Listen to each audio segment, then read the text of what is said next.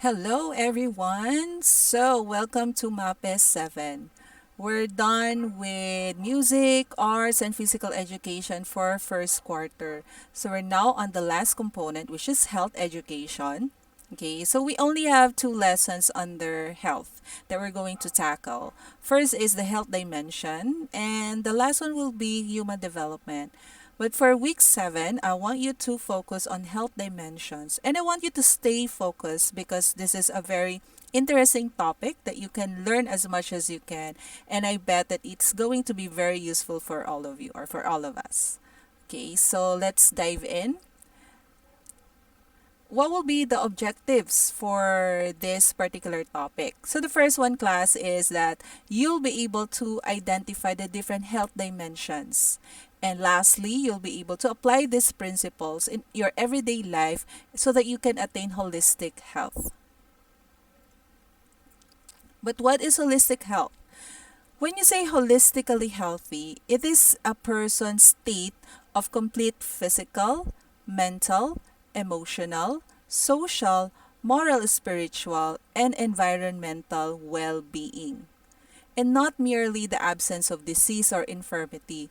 So it doesn't mean that you are not sick or that you don't feel ill, you're already healthy automatically. No. When you want to be holistically healthy, the six components or dimension should be evident to you, to your lifestyle, and to yourself. So let's start with physical health. I think most of us could really, this is very self explanatory. Okay. So it just means how well your body functions. Okay. Do you have enough exercise or physical activity? The second picture, do you have a balanced diet or do you eat the right food with nutrients? O baka naman puro junk foods tayo, puro soda, puro sweets, puro chocolates, candies. And the last one is, are you getting enough sleep? Baka naman gising ka ng 20 oras, 4 na oras lang ang tulog mo. And we all know that our body needs at least 8 hours of sleep. Okay, especially in you as an adolescent. You need 8 hours of sleep. So, maybe sabihin nyo sa akin, ma'am, check ako dyan. I do exercise, I eat healthy food, I have enough sleep. Very good. And I think that during our physical education and I asked you to do a lot of wellness is life dance, nagawa na natin to, right? So, make sure, class, that we always stay active, physically active, especially if you are at home 24 hours a day and you just sit around. You have to walk. You have to walk around. You have to run if you have big space in your house. 'Di ba? Takbo-takbo tayo, kilos-kilos. Even doing your household chores could be also a good way to do physical activity. It's considered as physical activity.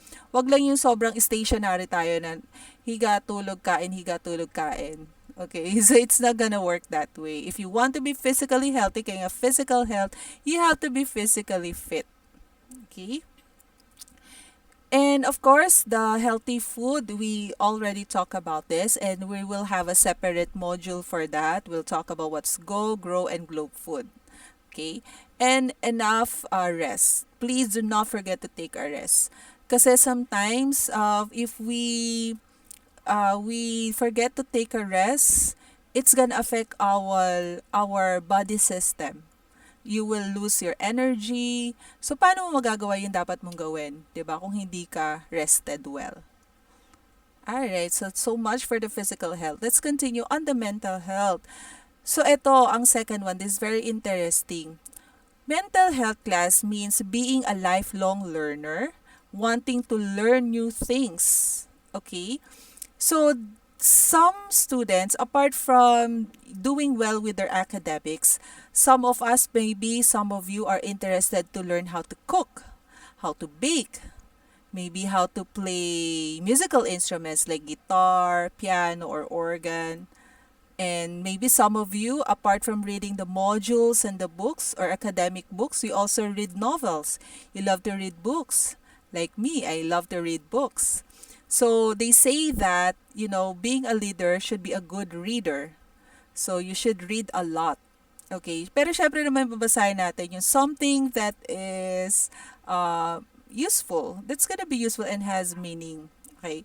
So, especially now in the age of information, a lot of us can easily access information. So, I don't think that if you stay ignorant, it's a choice already. Kasi unlike before na parang everything is in the encyclopedia, you have to go to the library, physically be there, read a lot of books. But now even just one click away, you can access the information that you need, right? The question is, are you reading? Are you making your mental capacity expand? Or kung ano lang yung sinabi na pag-aralan, yun lang. 'Di ba? So, dapat we have to also mentally challenge ourselves. Kasi class, do you know that our brain would actually create new neurons if we learn something new? Kung physical exercise is the exercise for the physical body, reading is the exercise for our mind. Okay, for our brain. So, kung gusto nyo tumalas-talas yung utak natin, magbasa-basa tayo. Okay, and also try to learn something new. Just simple. I don't know if you've encountered online. There's a lot of seminars, workshops for free. You can attend that, register to that, and learn something new. 'Di ba? So it's very interesting na dapat challenge din natin yung mind natin to learn something new. Maybe some of you want to try to learn how to dance. Okay, you can do that. 'Di ba? Andiyan naman ang TikTok. There's a lot of steps that you can practice. Kasi when you do that, it's actually not the body, it's the mind that you are training. So yung mind natin, pag nasanay yan na, halimbawa you want to learn a new skill, dancing. 'Di ba? Yung kaka-practice mo, kakasayaw mo almost every day, magugulat ka lang you have it already. Okay? So, kasi yung nagko-connect yung mga neurons natin sa brain kapag ginagamit natin yan. Pero kung hindi mo, yun nga sinasabi nila ba, kinakalawang na yata yung utak ko. Because you're not using it. 'Di ba? You have to use it. Okay. So, that is mental health. Okay? Being able to, parang you don't stop learning because learning is a continuous process. That's why some other professional, even though you have a degree, just like myself, I'm also doing masters. And then after masters, you can get doctorate degree. But I'm not gonna do that. So, siguro doon na yun sa mga sobrang masipag talaga mag-aral. But I wanted to learn something new. Every day, you can do that. Alright, let's continue. Okay, social health. What is social health? It refers to how well you get along with other people. Kasi 'di ba, there are people na pag nakasama mo, bakit parang mas bumigat yata yung pakiramdam ko. Or there are some people na parang they don't respect privacy of other people. 'Di ba? When you are socially healthy, you can get along well with different kinds of people, right? Kasi we know, class, na we have different personality. 'Di ba? Some people might be, some people are very private. Some people are open.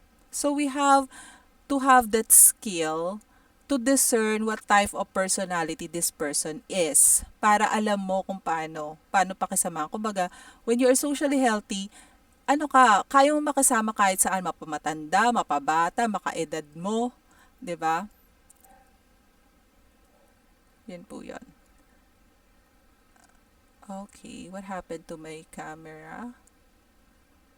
I don't know what's happening.